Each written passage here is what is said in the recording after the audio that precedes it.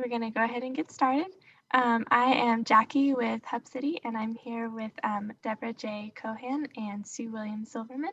We are so lucky to have these authors with us tonight, and I'm just going to give a little bit of a bio on both of them, and then they're going to each read and chat for a couple minutes, and then they'll start taking questions pretty much right away. So if anyone has questions, please just pop them in the chat window for us. I'll voice them for the authors.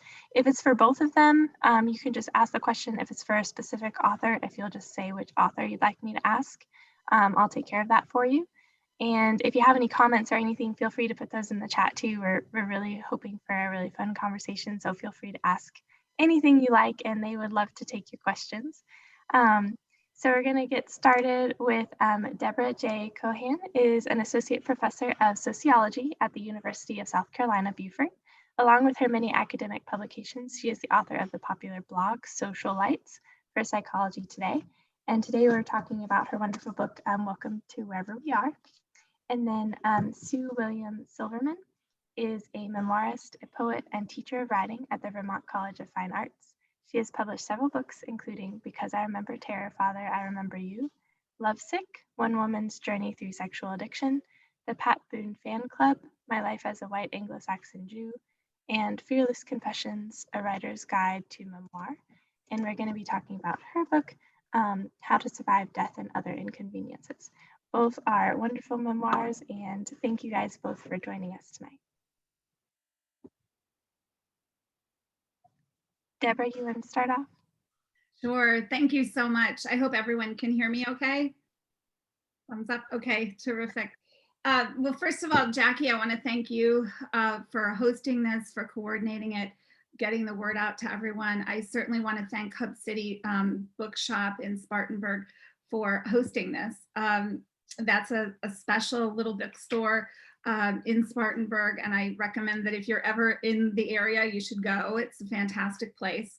I think that this is also a good time to just acknowledge the work of independent bookstores, because with the pandemic, it's such, they're providing such an incredible service to the community. And I think that independent bookstores really are essentially like a living room of the community. And this is such a great example of it. I mean, I don't know, it would be a really rare opportunity to get to share the stage with Sue, since she's in Michigan and I'm in South Carolina. And so it's so fantastic. I mean, this is sort of the upside, the real gift of all of this. So despite the Zoom fatigue, I'm so grateful that people decided to join us this evening. So, and I know that I think, I can speak for Sue in saying that we're really excited to have a conversation with you afterwards. So that part is, I think, the most invigorating in a way, is to be part of the conversation, to connect with readers. And sort of speaking of connecting, I also want to say one thing about the titles that Jackie just told you about with our books. I was thinking about it today, how parallel they are. Welcome to Wherever We Are. Well, in the in a pandemic, it's like really welcome to wherever we are.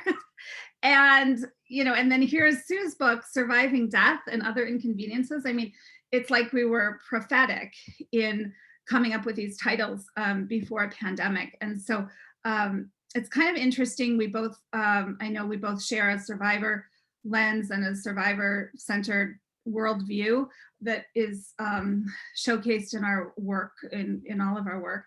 And so I do want to just take a moment to let people know, I don't know if you noticed it in the ad about this event, but I feel like I certainly want to acknowledge Sue in my life, to just say that, it was 17 years ago, I can't believe it, but in 2004, I took a memoir class with Sue in Vermont, and it was a week. It was the biggest breath of fresh air, because I was in a doctoral program, and I was going back from Montpelier, Vermont to defend my dissertation. And I was so hungry for creative nonfiction. And I was so hungry to write in a way that was not as stifling as the kind of academic enterprise can be. And then there was Sue, and just like right now, like bright yellow, hot pink, just these, it's just the most colorful personality, totally vibrant and playful, and certainly one of the most generous writers that has ever existed in a writing community. So it's a tremendous honor to share the stage with you. It's also like, oh my gosh, a little daunting. I never would have dreamed that 17 years ago I would have actually, funny enough, written a snippet that was in that workshop that wound up in this book. So this is also to say to those of you who are writing and trying to get your work out, you never know how the story's going to unfold. It's a beautiful thing. And I'm just really grateful. Let's see. So I want to just kind of just jump right into telling you a bit about what my book is about. And then I will read a little bit from two different parts of the memoir. So essentially, the book is a meditation on what we hold on to and what we let go of and how we remember other people, and then ultimately how we're remembered. It's also a meditation on home, on what it means to grow in our homes, to grow up in our homes, to live in our homes, to sometimes feel safe in our homes, or sometimes to feel very unsafe, stifled, constrained, creative, all sorts of things. And I really kind of grapple with that in the book. And then, because it's also about the sense of home, it's also about how do we find a new home? How do we make a new home for ourselves? Or if we're lucky enough, maybe with another person who we come to love. And thanks to my muse, who I think is also on this event, who decided to tune into it a few hours away from where I live. Because Mike, who's my partner, he factors into the book as well in terms of just sort of the kind of way I've remade my life. So the book is about sort of two strands. It's kind of a braided memoir. And the two storylines in it are caregiving and domestic violence, and specifically caring for my father, who was once, tremendously affectionate and adoring, and just a really fun, interesting person. But also he was abusive, and the kind of abuse with him was not physical, and it wasn't sexual. And that is usually what is written about in a lot of memoir, actually. And I think Sue's book was, thoroughly groundbreaking for that. Because I remember Terror, Father, I Remember You. If that title doesn't give you the chills. So I think that, the contribution of my memoir is kind of expanding the terrain of how we do look at violent behavior and controlling behavior, and in literature and other things. And so my father's abuse was it was financial control, it was verbal, it was psychological and emotional control, manipulation, and it was also in the form of threats. So he didn't have to do whatever he threatened to do. It still scared me, it scared my mother, and it forced us often to comply, since threats just sort of serve as that kind of form of social control. So, in the book, I'm basically dealing with those two storylines. And at the end of my father's life, in the last 8 years of his life, he was very sick, and I was the one tasked with caregiving. I'm an only child. My parents divorced when they were 64 and 72, so quite later in life. And so the book explores those sorts of things as well, marriage, divorce, late in life divorces, late in life remarriages, falling in love later, illness, grief, death, like lots of different things. But there's also a healing story in it. This one of kind of resurrecting the self and resurrecting what home can actually mean. I've created one that's so different than the one I grew up in. And so that was part of the journey of the memoir. And, I think that another thing that I was going to say is that Sue and I have this in common, is this desire to, especially as women writers, puncture family secrets and bring to voice and bring to life some things that are often not really talked about, or that people kind of brush under the rug, or they're afraid of talking about. So that is the book in a nutshell. And the one other thing I'll say before I read is that sometimes people will ask me, why did you write this? And I have just come to realize that I really think I just had an ethical responsibility to write it. And by that, I mean that here I have this life experience that, some people have it. They have the experience. Many of you might even have the experience of caregiving or of surviving trauma. But as someone who then is a trained sociologist and a professor, and thank you to some of the people who are my students who are watching this tonight. It's cool to see you. And also I was a counselor and a clinical supervisor for in an abuser intervention program. And I worked with survivors of violence for so many years that I felt this responsibility to bring to bear on my writing that knowledge. So, I have this particular story, but then I also have an understanding and an expertise that, so it becomes sort of a professionally informed memoir, if you will, knowing what I know about abusers, what I know about victims, that sort of thing. So that also kind of figures into the book. So what I want to do is just jump in and share with you.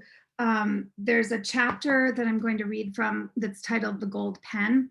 And before it figured into this book, it was in an anthology titled Letting Go, edited by Kay Ballantyne and Donna King. And that piece was wonderful. It was chosen by Utne Reader for reprinting, and then I put it into the book. I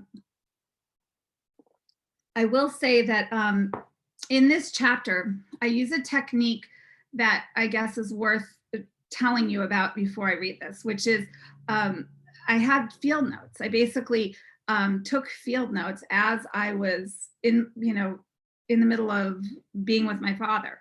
I was sitting at his bedside, and he would be sleeping, waking up, sleeping, waking up, getting tests done, whatever it was. I was just writing a lot. I didn't know what I was ever going to do with it, but it turns out it's here in the book. So I am going to share with you that, because I think it's kind of an interesting approach, so that you can kind of see the rawness of that moment. And I will also say that my choice of calling this The Gold Pen, or the next chapter I'll read from is called The Diaries. I basically use very mundane, everyday objects as the title of the book chapters, and then use the technique that is known as the object correlative, basically taking these objects and then like mining them for deeper meaning. So looking at just this one thing that we can all relate to, sugar, the gold pen, date books, whatever it is, these are the titles. And then really looking at kind of what that means in a much deeper way. So in the spring of 2009, I wrote this as my father took a nap. I watch you as you sleep, not unlike you probably watched me as I slept as a newborn baby and as a young girl, in wonder, in awe, in calm, and in worry. A parent watches a child sleep with anticipation of the future. An adult child watches a sick parent sleep with a sense of the past. You are finally still and quiet. You, a man I know is chaotic and loud. We rest in this calm as you fall in and out of slumber and as I grade papers. I need to study your face, to memorize it, as I know I'll need it one day. Yet the you now is not the you that I want to remember. In a few days, I'll be back with over 100 students, giving lectures, attending meetings, going to a concert, a lunch with friends, a performance of the vagina monologues. And in my week ahead, I worry about being too busy, about running from one activity to the next, breathless. Yet one day, Daddy, you did this too, right? How would you restructure those days now? What did you hope for? What do you hope for now? With your tongue half out of your mouth, you resemble a little boy with Down syndrome. You look tired, though I can't really tell if you're tired of this life. Yesterday, I brought you coffee from Caribou with one of the napkins that made a jab at Starbucks that said, "Our coffee is smooth and fresh," because burnt and bitter were already taken. Whenever I see great lines and advertising and logos, I think of you. Your creativity still shines as we leaf through Metropolitan Home and marvel at minimalist spaces. Your stained maroon sweatpants are pulled up halfway toward your chest, and your stomach looks distended. Earlier today, I saw as you put imaginary pills to your mouth with your fingers, something I assumed to be a self-soothing ritual you performed after the nurse told you it was not yet time for more medication.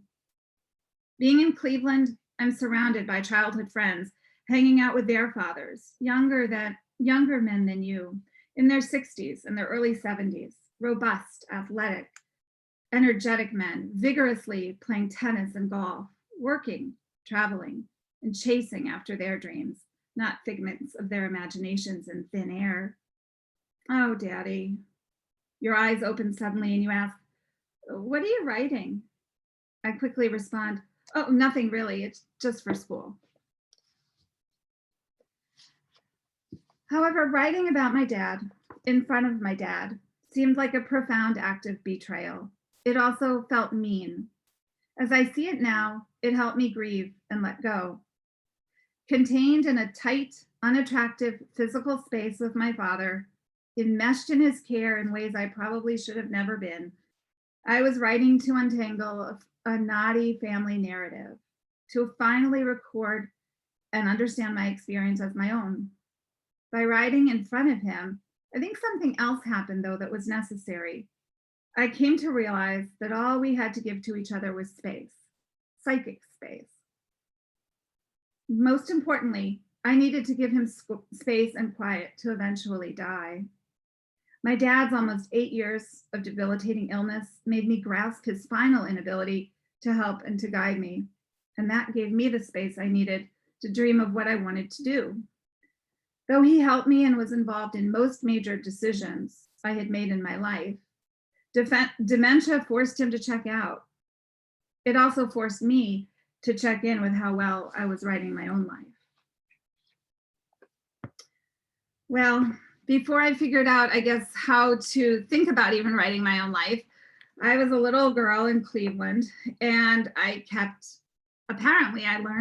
diaries. I didn't really, do that a lot in my life, but I'd sort of forgotten about them until I had to help my father move out of my childhood home, because my mother had left and she moved to Cape Cod in Massachusetts. And there I was with my dad going through this whole house and sorting and organizing and clearing. And I came upon these diaries and I kept them. And when I went to write the book, they served me pretty well. So I want to just read you a very short section from that, and then I'm going to turn it over to Sue. And I should say I was born in 1969.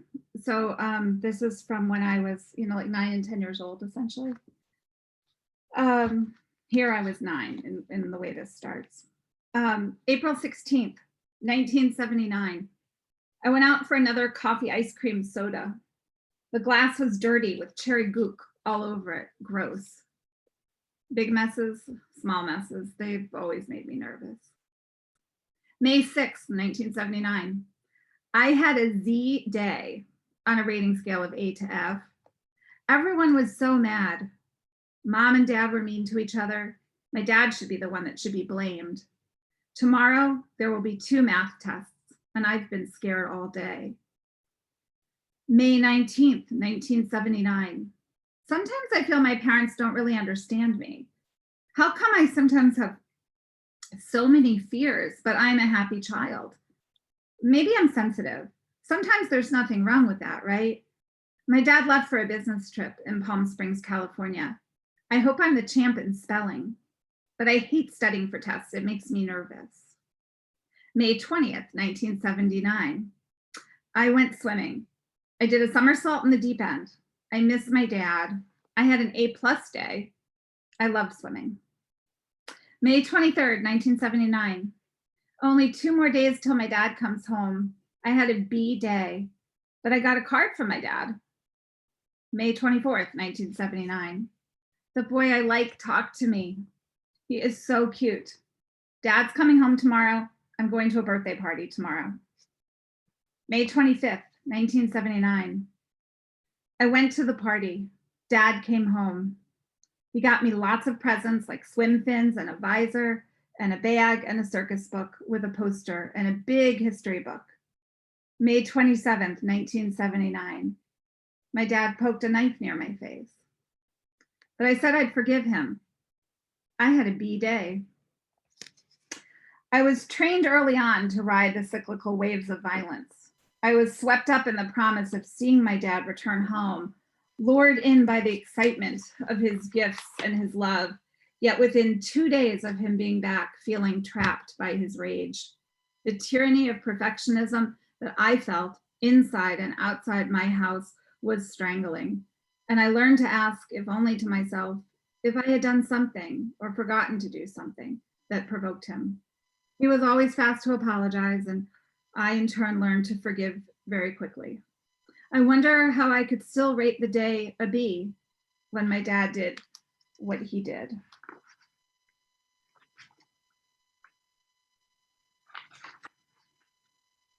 April 3rd, 1980. I ran away for 5 minutes. I even packed. Dad keeps saying, if you do that, I'm locking your bicycle. April 17th, 1980. Today I got home 15 minutes late. Mom called me a little shit. I was so upset. Dad was angry. I didn't put away my shoes, so he was having a temper tantrum and looked like he was going to hit me. I was crying, and then Dad had a talk with me. My father never hit me, but the perception that he could was always there. The threat was present, which actually felt scarier, really, because it was like hanging over my head. Even at age 10, he looked to me like a child having a temper tantrum, a child who could hurt and bully me and make me feel badly. I wonder what my dad and I talked about that day. I imagine he explained the situation back to me using abuser logic. If I hadn't been late and had put away my shoes, he never would have been angry, so ultimately it was my fault. But that, maybe he overreacted. He wanted my forgiveness. I wanted to be perfect in his eyes. I wanted his approval, his love, his kisses, and his telling me that everything would be okay. So I'm sure I forgave him. At least at that moment, I probably did. But years of doing that too often culminated in years of me realizing later I didn't need to forgive him or to forget. The last time I ever wrote in a diary was April 17th, 1980.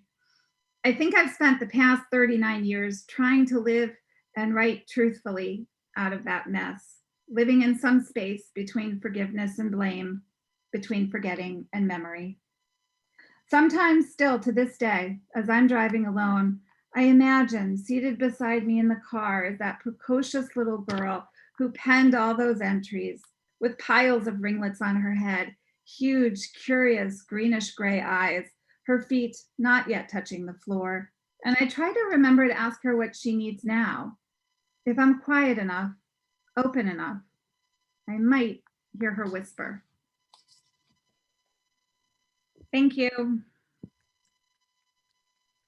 I'll turn it over to Sue. I can't wait to hear you read. I love this book.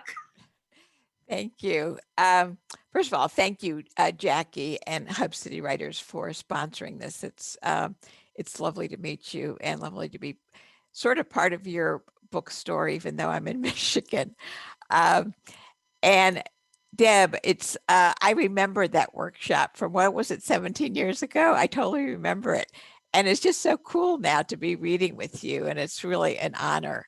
And thank you for that great reading. So as Jackie said, my new book is How to Survive Death and Other Inconveniences. And it's structured more or less around a road trip, but it's kind of like a memory road trip whereby I, as the narrator, collect memories from various periods of my life. And I, or the narrator, believes sort of that by saving these memories or by writing the memories, that is one way to survive death. So obviously, as you can tell, there is a bit of irony in the book. So I'm going to begin with just about a page and a half or so of this road trip that begins on Route 17 in New Jersey. And the title of this section is The Eternal Reign of Miss Route 17, and that's Reign, R-E-I-G-N. So it's The Eternal Reign of Miss Route 17. I floored the accelerator of my parents' gold Plymouth Savoy. I abandoned the immaculate green lawns of Glen Rock, New Jersey, looking for action. Soft, vowely suburban teenage boys, Joey, Bruce, Howie, diminish in the rear view, as does a future that would also be diminished by starched shirtwaist dresses, primly flipped hair, ivory soaped skin. I seek other names and places to discover and define who I am and what I want, more or less to live forever. In high school, my definition of life, of action, of forever is modest, to hurtle up and down Route 17, blaring the Supremes, the Rolling Stones, the Beatles. Here I am free, electric, invincible. To survive death, I must be invincible, just like Route 17, where acidic rain and lightning illuminate eat, hear signs atop diners. The limitless wet sky thunders my car to the pavement. Route 17 shivers intensely, embracing me in its rumbling sounds. At dusk, when the rain stops, I roll down the window and inhale a bouquet of diesel fumes.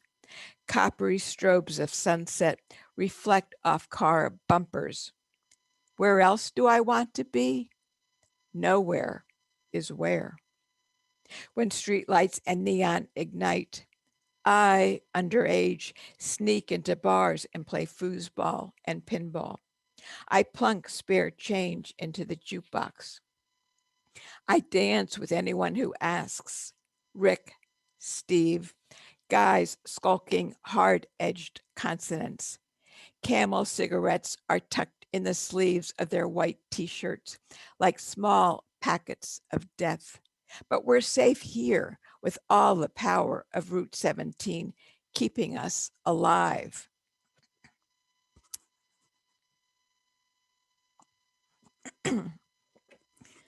So the essay collection is really more than just about trying to survive physical death. It also explores ways to survive kind of what I think of as kind of emotional or spiritual deaths, which is, I guess, one way to say how to survive life. And this other essay I'm going to read is called Miss Route 17's Blue Period. So as you can tell, like Miss Route 17 is sort of one of my alter egos in the book, or one of my personas. And in this section, there are a few scientific references to octopuses. Miss Route 17's Blue Period.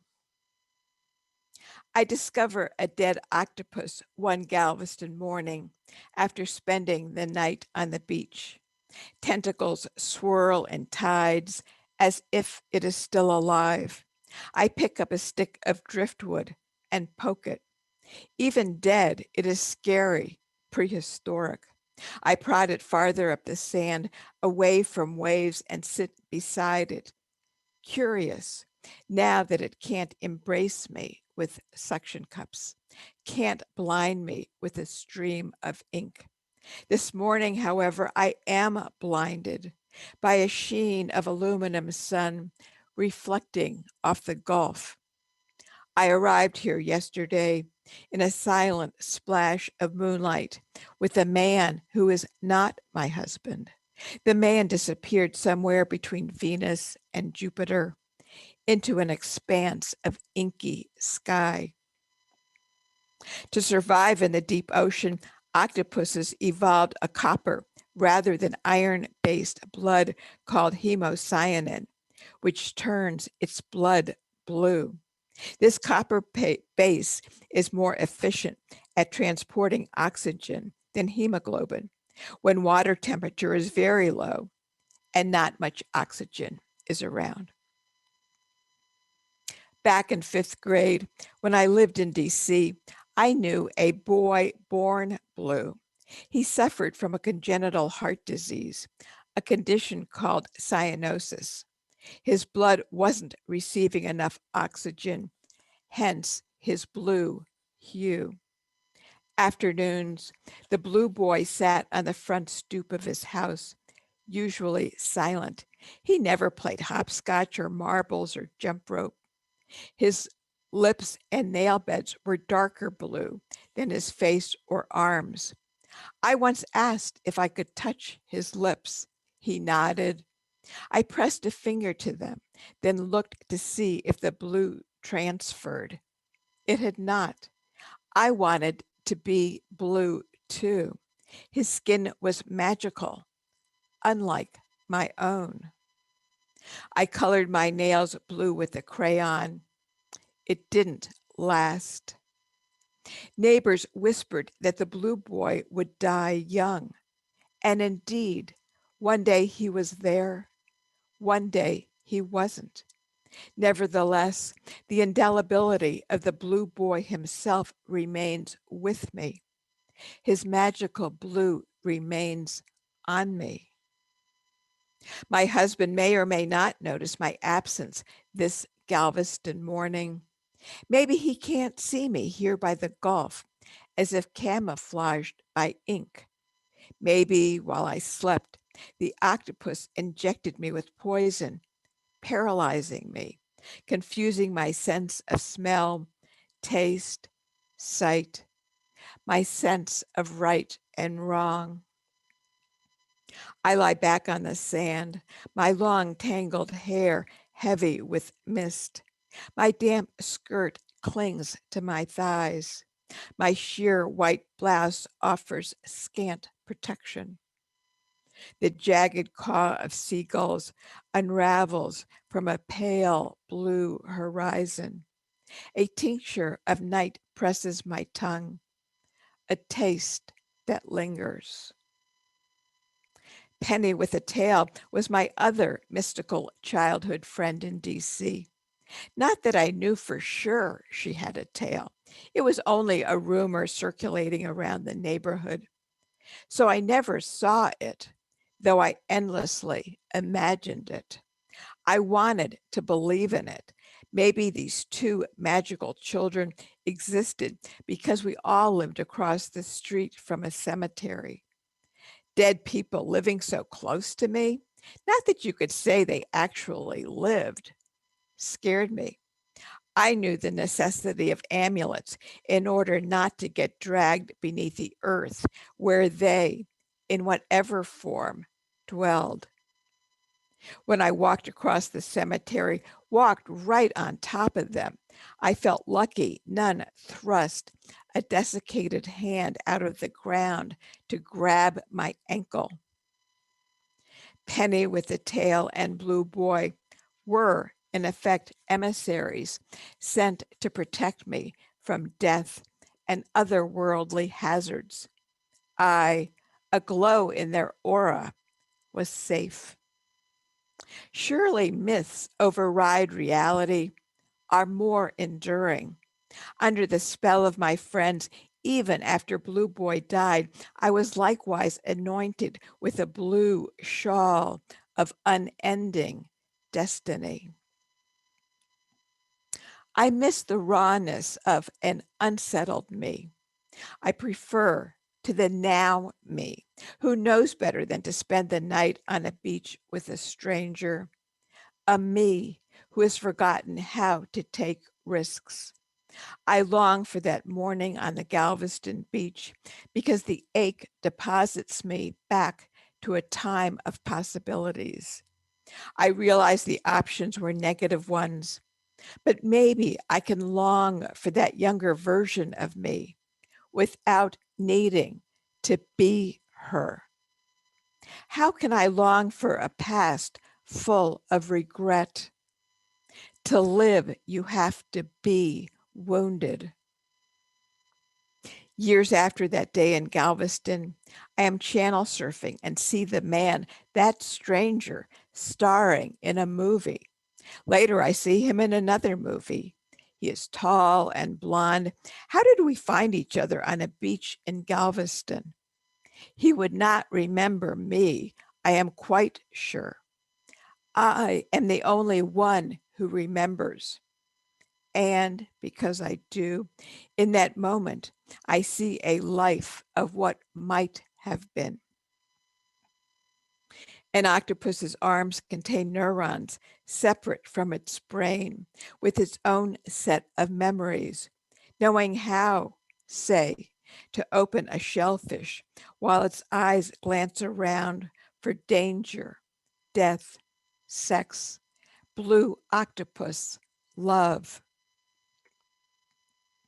I want to touch the octopus even though it scares me. I turn on my side until my eye is a few inches from a tentacle. I briefly swipe a finger across it. Sticky, squishy. It smells of ancient underwater caves. I imagine diving deep into fathomless water that tinges my skin transparent blue, yet also opaque enough to hide me, sprouting blue limbs to propel me away. Dusk is electric blue, or rose blue, or limestone blue, or pearl blue, or inky blue, or the moment in late afternoon when love, death, loss, and longing all together halo the day moon. Everything feels close to me, clinging like sand on moist skin. I could live in an underwater cave where dusk casts blue shadows across muddy sand. I could live alone with only blue memories grasping me like tentacles of an octopus.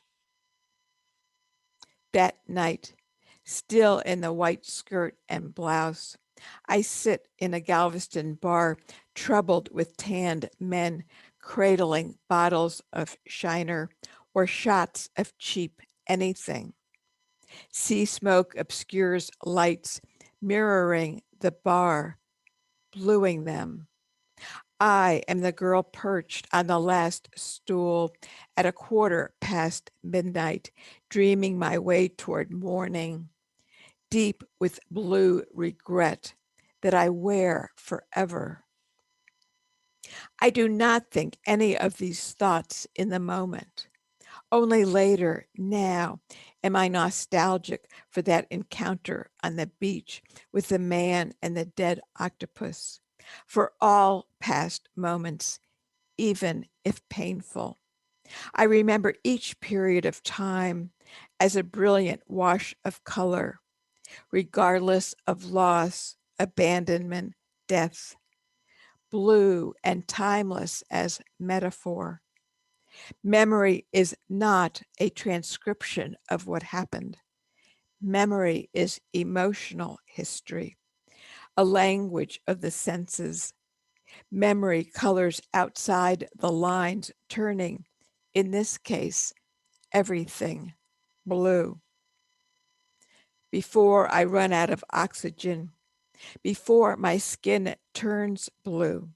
I need to tell these stories about a blue boy, about a girl with a tail, about an octopus, stories to decipher how to understand love, which is a way to understand death, loss of love being itself a kind of death.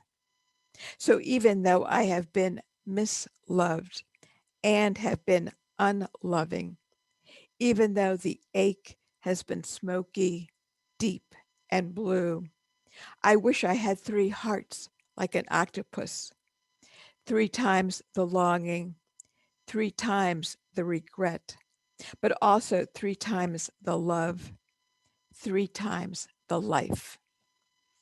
Thank you. Thank you so much, Sue. That was absolutely lovely. And Thank you. Deborah, your reading was wonderful too. Thank you both.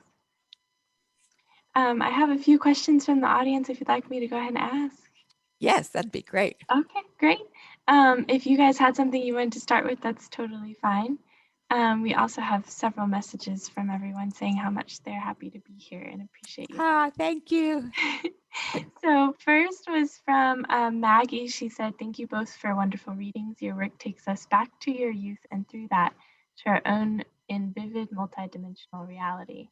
She asked if you find it difficult to revisit and record your travels to now. Deb, you want to go first? Sure.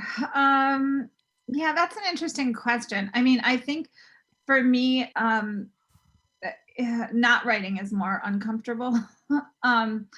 Actually, traveling down the road that I need to go is sort of a way for me to organize my life and my thoughts. I like the whole idea of by writing we learn what we think and what we know and what we feel, and so for me that's essential. And actually I can even say, like, I've been talking about this with Mike a lot in the evenings. I just in terms of like when there's days and weeks and stretches in the semester when I can't write, I can't do what I'm wanting to do because of other things I'm involved with school. I do feel more kind of at a loss, like a little disconnected from myself.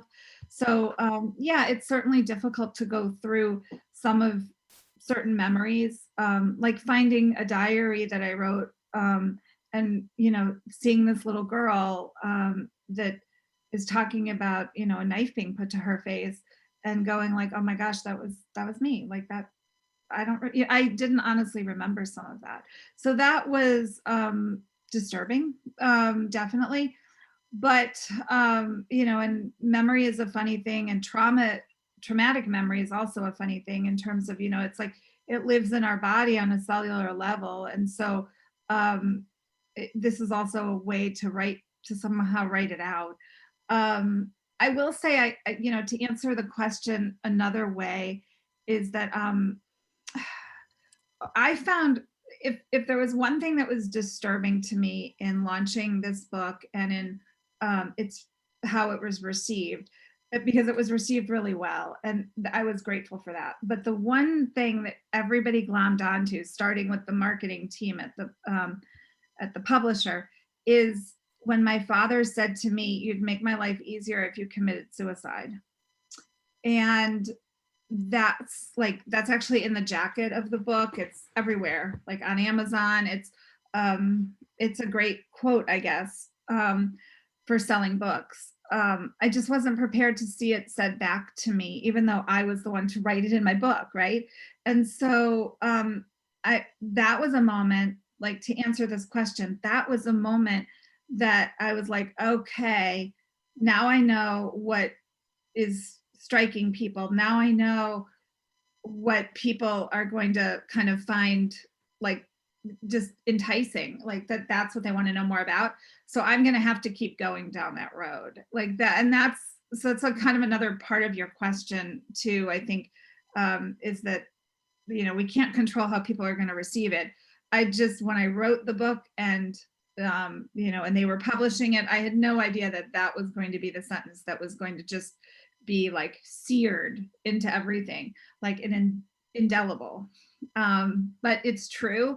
And in a certain way, I'm okay with it because it really does show so brutally what emotional abuse is like. So hopefully I answered some of your question. I want to hear Sue's answer to it as well. Yeah, I agree with Deb in many ways in that writing, I find it's harder at this point for me not to write. I really, it's kind of like the stuff is all there and the pressure cooker sort of builds up, and I feel like I'm going to explode at some point if I don't write it out. And writing for me has been very empowering because I have it's sort of like now I have the opportunity to make sense of something, of a lot of things in my past that were totally senseless. Even if something happened like, last year, it might be senseless, but to write it gives me the opportunity to really understand it on a very deep sort of metaphorical level, which is very different, say, from talking to a therapist. Like in a therapist, I don't talk in metaphors. It's just like, hey, this shit happened to me today, like fix it. And, but you can't do that with writing. You have to be a little bit more lyrical. So, so I can give like my life an organization and a way to understand it. Now, that's not to say that there aren't painful things so when I write something, I'll feel pain or I'll feel something.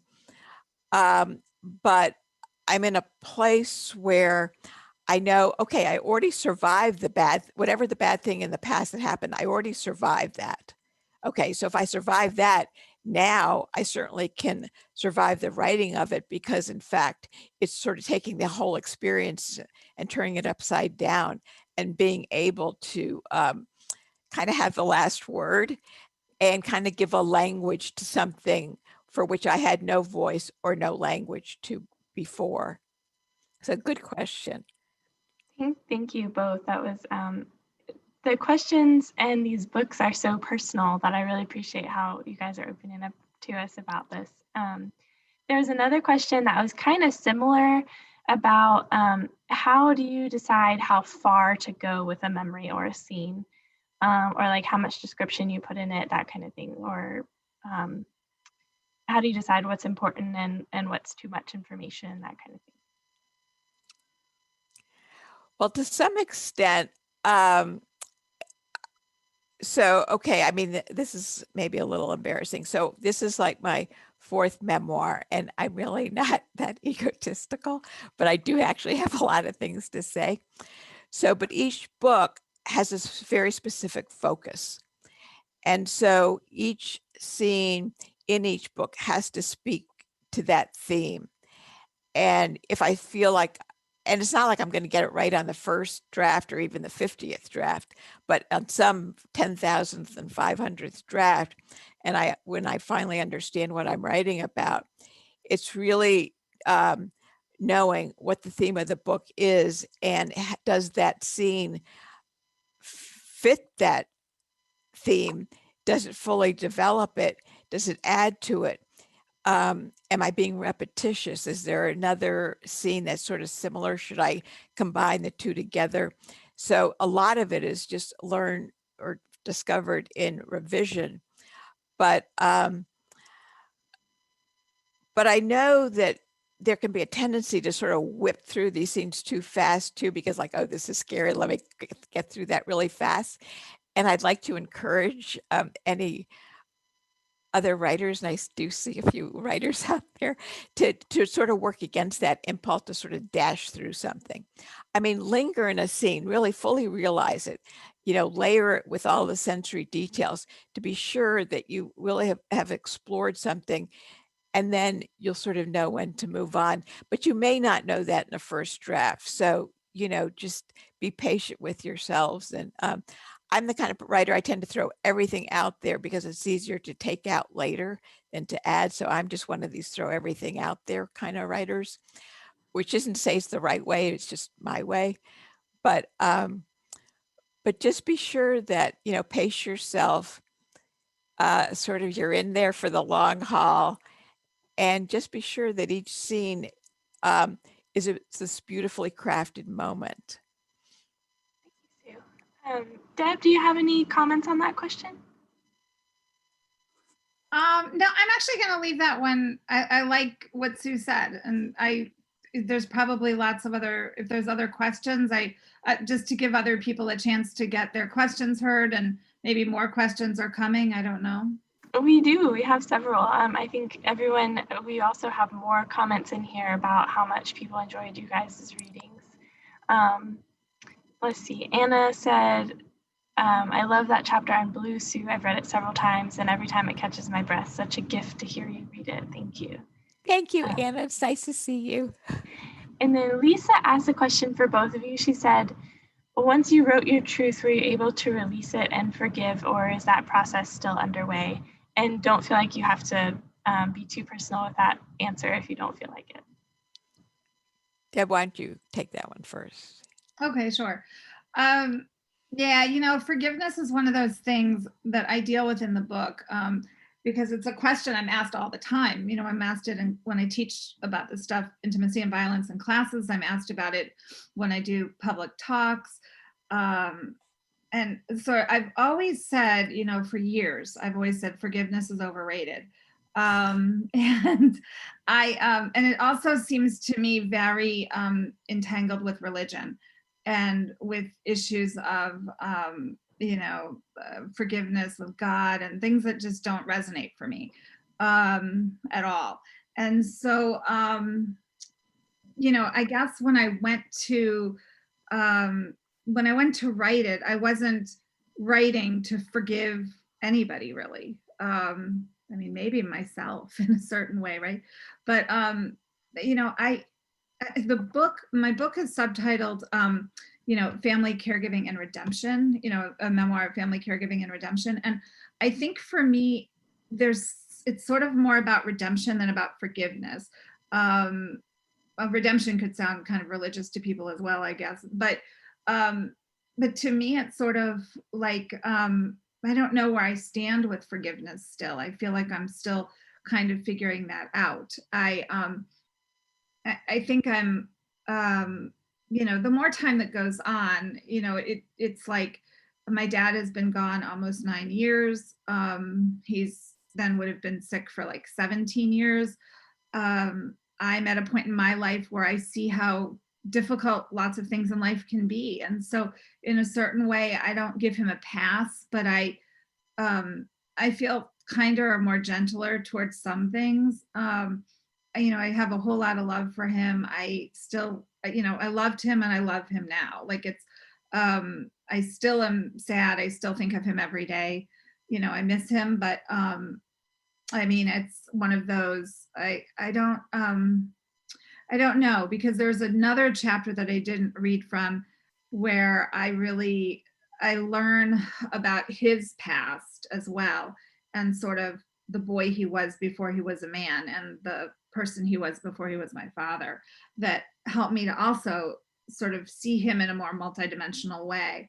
And so all of my work with abusers sort of taught me that, for sure, that, there's so much more to them than their abuse, and that that's why people are attracted to them in the first place. And there's like a whole multidimensional thing. So but I will say that I didn't write this in a way that like felt like a catharsis or any of that stuff that people talk about. It's like but I do think that the process of the book coming out and just sort of it taking on a life of its own and people interpreting it the way that they will.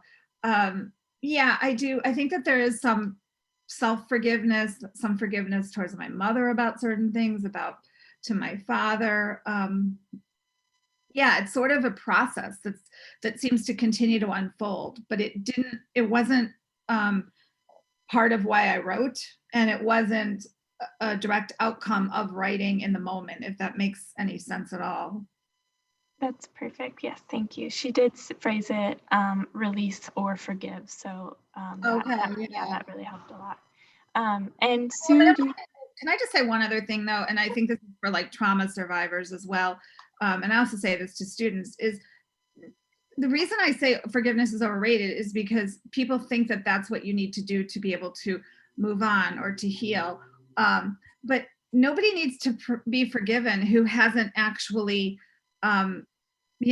really apologized and worked to earn it. Forgiveness that's what I mean. I think that it's just a little too, it's a heavy burden on a survivor in a way that I don't think is necessarily, it can be worked through in other ways. I don't know. So that's a huge one. And I see stuff is coming out on the chat about that too, but I'd love to hear Sue's take on it, because I think some of our experience with that, with our dads and stuff is different. Yeah, actually, I agree with a lot of what you say. I never even thought about the word forgiveness until after I published my first book, the one about growing up in my incestuous family. And I was at a reading and somebody asked me if I'd forgiven my father. And I was so stunned, like, I don't even remember what I said. It's like, what? Because that word had just never entered my consciousness. And but no, I mean, he never asked to be forgiven. No, I don't forgive him. Which isn't to say that I don't feel, I mean, I feel sad for him. I have a lot of feelings towards him, sometimes even some love. But, a crime against a child, I think is unforgivable. So no, I don't. And I really write more to understand him, myself, situations. I don't write from a place of revenge. I say, except there's one essay in How to Survive Death. It's called, I think it's called Death Comes for the Poet. So that's like my one revenge essay that I've ever written. It's about this poet who, he's now dead, but he was not, he was not a good person, and he used me very badly. So I decided, heck with it, I'm going to write a revenge essay. So that's my one that I wrote, and it's written sort of in the voice of a sort of film noir, like that tough, edgy detective voice, think like Humphrey Bogart or somebody. I don't know. But yeah, so I don't start from a place of revenge, except in this one instance. It's just writing to explore under, self-exploration. thank you. I feel like that question really set off a lot more conversation. Do you mind if I take a couple more I'm good. questions? Okay. If anybody has to get off, that's just fine, but we have a couple great questions that I want to get to. Tiff asks where you get the courage to share your personal writings and if you were anxious when you did. That was for both of you. I initially, yes, I was scared. I spent, when I started writing, I started as a fiction writer, and I spent 10 years writing really bad fiction. That was sort of autobiographical, but I did not have the courage to sort of come out and claim this is my story. And it was really my therapist who encouraged me to write my own story. And and I did finally, obviously, do that.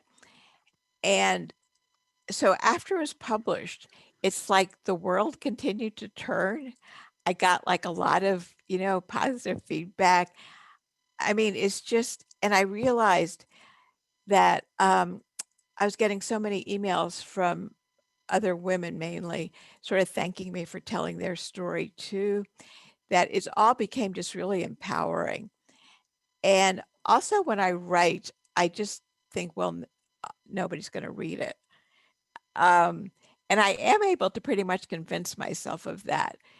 And so first and foremost, I just write for myself. I mean, I write because I have to say something, or not I have to say something, I have to understand something. I have to ask myself a lot of questions.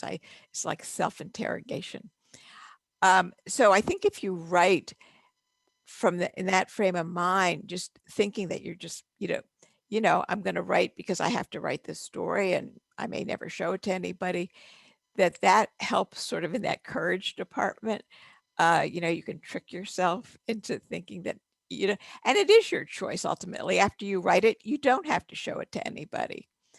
So of course, as a writer, I'm going to, but I'll pretend that I'm not. And it's just, I write because writing saves my life. I mean, it really literally saves my life. It's got me, I mean, like I've written almost every day during the pandemic as a way to sort of keep myself focused and centered. And I don't know who I would be if I didn't write. So that sort of, I was going to say that trumps everything, but that's such a bad word. That overcomes all other feelings. So that just courage almost becomes not part of it. So initially for my first book, yes, I didn't have the courage. Now it's like, I don't even think about that because I know how much I need to keep exploring. Thank you, Sue. Deb, did you have anything you wanted to add to that? No, not really. I mean, I guess I can say though that like there's so much time spent in writing workshops and classes and stuff around that issue, and like around like, what about writing with, memoir writing when, people are alive, and what about, what are people going to think and all that stuff. And I almost feel like it's understandable where the nervous energy, like where it's such a hot question, but it's almost like maybe not I don't know. I guess I've sort of come to more peace with it or something, or I just I mean, in a certain way, I was writing parts of it when he was alive, but certainly, I mean, maybe the act of publishing it is easier when someone has died.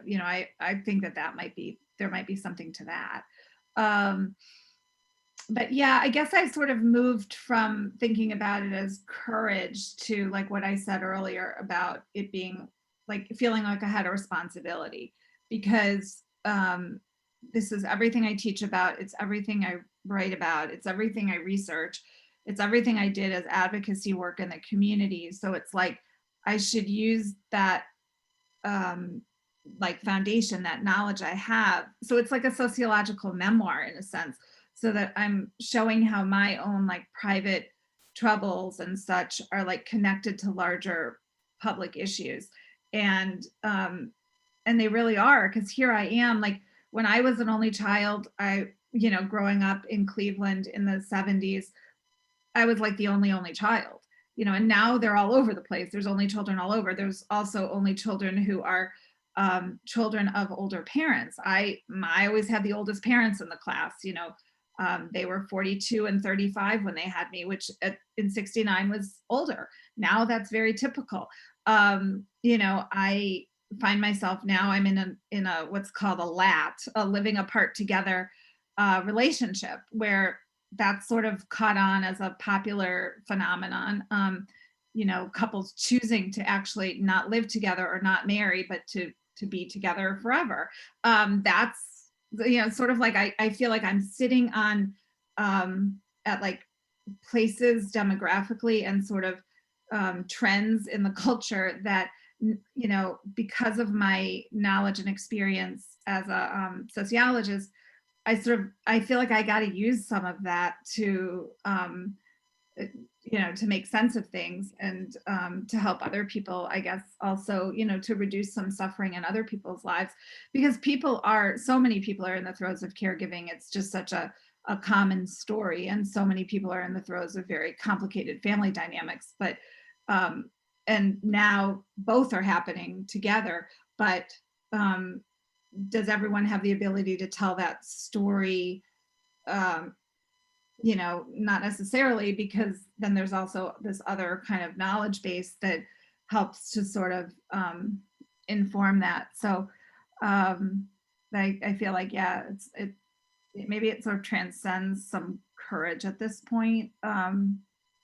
you know, because it's everything I kind of do in the world. You know, I think also when you write, it's true that if you write memoir, you have to be sort of comfortable, you know, kind of getting naked in the street. I mean, there is an element of, there's certain things that are, you know, like stuff I said sexually in the book, or stuff that I said, you know, related to my dad having accidents, you know, bathroom related accidents, and it's like embarrassing, and he would be humiliated.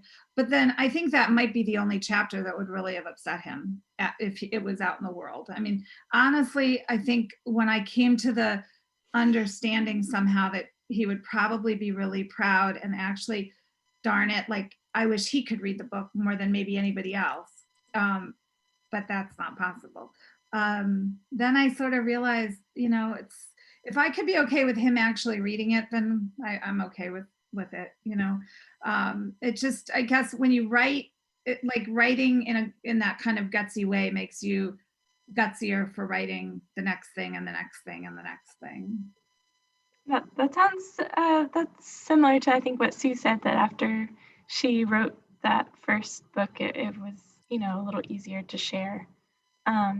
And Deb, you actually answered another question while you were talking, so awesome. There was a question about the ethical responsibility and if you could explain that a little bit more. So thank you for going in depth about that. That was actually one of my questions too. So we are at a little after 7, so I think we're close to having to wrap it up. Do you guys have anything that you'd like to end with? I would just really like to thank everybody for coming, and it's really amazing in this universe of isolation that people can get together, and it means a lot to me that you cared enough to come and to listen to our stories. So just, you know, thank you so much. It's great seeing some familiar faces, some new faces, and so thank you so much. So sweet. Yeah, yeah, I noticed a question that wasn't dealt with on the chat. It was something about protecting people's privacy or something, protecting relationships. And so I just wanted to say, I was thinking that maybe we should just answer that, because that's probably something that's hot for more than just that person who asked it. I don't know exactly how it was asked, but it was an interesting question. That was part of the ethical question. It said, how did you navigate the process of moving into that place of ethical responsibility and protecting your privacy and your personal relationships? Yeah, I mean, you know, with personal relationships though, I mean, I certainly was honest with anybody who I mentioned in the book. You know, I asked them if it was okay to use their first name, you know, including my ex-husband. I also, my mother actually read the entire book. I sort of wanted her to read it and give me a bit of a reality check. So, I mean, I had people read it, and everybody but one person was fine with using their first name. The one person who wasn't, you know, I just tweaked her name a bit, and there were reasons with incest and things that it was like she didn't want it, so that's okay. But I mean, it's one of those things where I think it kind of goes back to Sue's point about revenge. Like, you can't really write memoir. I don't think you can really write it well if you're trying to take revenge. You know, my sense is that it's like, you know, I really wrote it with tender curiosity, with a sense of what I would call, from working in the field, you know, compassionate confrontation. Like, I was like, I'm out there confronting my dad and his behavior and other people who do this kind of stuff, but my goal was to do it with some love and dignity too, and that it wasn't just about, like, you know, raking someone over the coals. Like, that's no one's going to feel better from that, and as a reader you're just going to, like, feel sorry for me or just think he's an ass. And the reality is like, I don't want you to feel sorry for me, and he wasn't just an ass. So it's like, so the revenge writing, I don't think even works most of the time. I mean, maybe on my Inside Higher Ed columns writing about higher education, but no, it's really like one of those things where on like intimate relationships, personal stuff, marriage, I don't know. I don't think that's really like, that's not really, that wouldn't be the point. So yeah, I definitely had an interest in protecting relationships and not doing anything that would be violating to my friends and people who are dear to me who are in the book. But one thing that did surprise me was the reaction of some of those friends when they read the book, because then I certainly got comments of, oh my gosh, I hope, like, I wish I had been a different friend to you. I'm so sorry you experienced this when we were children. I can't believe I didn't think about saying something to you. I can't believe I never knew this, or, you know, and then I'm now in a weird position of kind of comforting those friends with like, look, that is how family violence works, right? It's like, that is the shame and the secrecy, and people, you know, that's what I'm puncturing. So like, don't feel bad. You don't have anything to, you know, feel guilty about. But that's been a really interesting conversation in terms of intimate relationships with people who show up in the book. So I don't know, did you want to add something to that part, Sue? I guess I'll just say that the difference with me, I don't show my work to anybody who's in my books beforehand. But I do what I can to protect their privacy. Like with friends, I just automatically change all of their names and or some characteristics, particularly in Lovesick, which is about time spent in rehab on sex addiction. I didn't even know where the people were anymore, but I just changed their names. But in all of my books, I don't show anything like to my sister, to anybody. I just figure this is my truth and I believe in it and I stand by it. And I also believe that the job of a writer is not to make people feel comfortable. I mean, the job of an artist is sort of to shake things up and to shake up the status quo. And so, right, I don't write from revenge, but I do write my truth. And I wouldn't trust anybody else's what their take on something. And why would I trust what they think, remember, more than I would trust myself? I mean, my sister and I would have a totally different concept of our childhood. So, and she doesn't want to read my books anyway. So heck with her. But the only blowback I ever got was from an ex-husband. But you know, he's an ex-husband. Do I care? No, I do not. So, and I didn't say anything that bad about him either. And I changed his name, and he was still upset. So, Well, on that sort of nasty note. I think that's great. Just being honest, and it is a memoir, and that's important for people to know when they're going into it, Yeah. reading it and writing it, that it's supposed to be honest. Yeah, I mean, it's my truth, and I really do trust my truth. You know, a memoir is not fact. It's not an academic treatise. It's not going to go, or it's not going to go in front of a court of law. You know, it's like, it's my memories. So yeah, so that's really just what I go with. But that's a good question. It's a complicated question. All your questions were great. And yeah, we probably could go on for hours, but we won't. Yeah, I think I'm just going to read a couple of the comments from everyone. Jill says, thank you both for your generosity in reading and sharing. It was so helpful and comforting. Maggie said, as a survivor of child abuse, I both applaud and deeply appreciate your courage, determination, and generosity. And Tiff just said I could stay for hours to listen to you both. Well, then we're here then for another 24 hours. Thank you, Tiff. So I think you guys have been really, really wonderful, and I appreciate as well how open and generous you've been with sharing your work and more about your books with us. I'm going to give a quick reminder that we do have both books. We have this from Deb Cohan, and she has these beautiful book plates with her signature in there. And then we have this beautiful bright book, How to Survive Death and Other Inconveniences. And I love this on the cover art on the That's front. wild, isn't it? I had nothing to do with it, but I love it too. So thank you both for coming, and thank you for your time. We really, really appreciated it.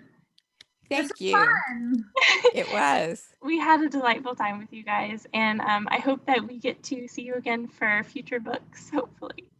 Thank you so much. You know, I was thinking, because we both have websites, maybe we can each just shout out our website. So if people want to find each of us, I'm DeborahJCohan.com. Maybe someone, I'll try to put it into the chat.